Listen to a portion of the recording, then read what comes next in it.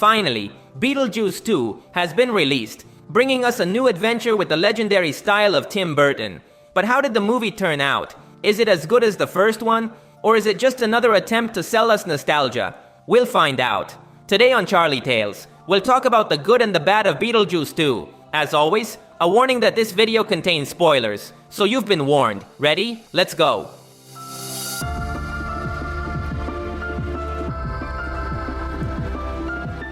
The first good point is the essence of Tim Burton. Beetlejuice 2 is the sequel to one of the most iconic movies by the legendary director. The first film came out in 1988 and marked an important milestone in cinema history. Tim Burton's style and aesthetics were entirely different at that time. The new movie had the tough mission of reviving that magic, and it completely succeeded. Beetlejuice 2 is exactly what you would expect from a Tim Burton movie. It has that particular gothic and rococo aesthetic. Practical effects are the fundamental basis of the settings and characters. Burton is not afraid to showcase his style in all its glory. It's evident that he was given complete creative freedom for this sequel. There are even certain parts where the cartoonish style might feel a bit exaggerated, which could be jarring for today's new audience. But if you're someone who watched the original movie, it won't bother you at all. In that sense, Burton gives his audience exactly what they want to see, and he does it very well. Of course, Burton's style isn't limited to the visuals. It also involves the kind of stories he likes to tell. Beetlejuice 2 presents a strange plot about death and the afterlife, offering various perspectives on how these ghostly beings deal with their everyday problems. The story doesn't soften up in this regard. Several important characters die, such as Charles and Delia, Lydia's step-parents. There's also a pretty good emotional subplot with Astrid, Lydia's daughter, who lives in pain from her father's death.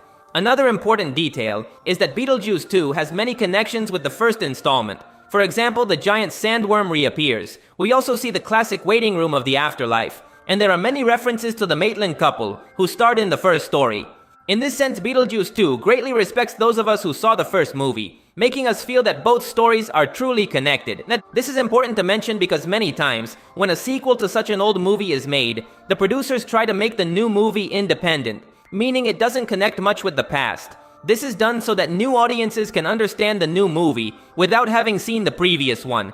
In Beetlejuice 2, this doesn't happen. It's clear that they wanted to connect everything with the first movie, and you need to have seen the original to fully enjoy this sequel. So the movie becomes especially enjoyable for the older audience. This movie is made for us.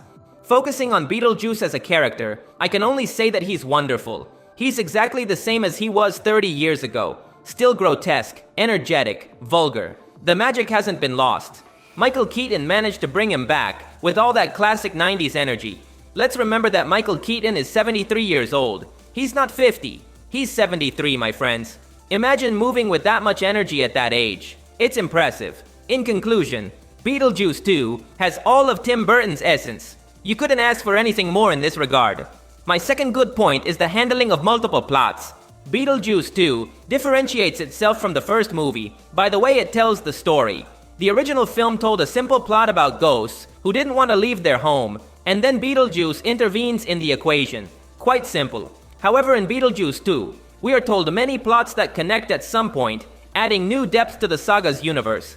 This, for me, was a success. Aside from the main story with Beetlejuice and Lydia, we have subplots like Jeremy and Astrid. This young man sold himself as a good guy, but he really tricked Astrid to steal her life. Their subplot is quite short, but it offers a different perspective on this universe. A simple but functional love and deceit story. Another curious subplot is Delia's Lydia's mother. Midway through the movie, she dies, leading her to the other world. In this place, she reunites with her deceased husband Charles, who had already died before the movie began. They have a simple but beautiful ending. I think Delia's story is told in just 2 scenes, but they are enough to give her a valuable ending and another interesting perspective. What happens when a person can't live without their partner? From the beginning of the story, we were told how valuable Charles was to Delia, so it's very logical that they would reunite after death. This subplot shows how death in this universe can be viewed from a happy perspective.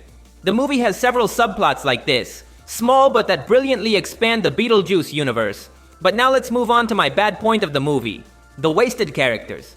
Yes, friends, the movie has several characters that don't work quite well, and it's pretty noticeable. Let's start with the villain. Beetlejuice 2 introduces us to Dolores, Beetlejuice's ex-wife.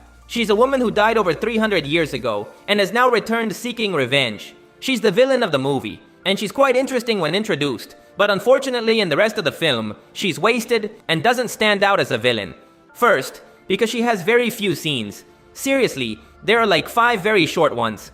2 are with Dolores eating random ghosts, and in the others, we're told a bit about her past. We didn't have enough time to develop her. This character was indeed affected by the movie having so many subplots. There just wasn't enough time to give her more important scenes.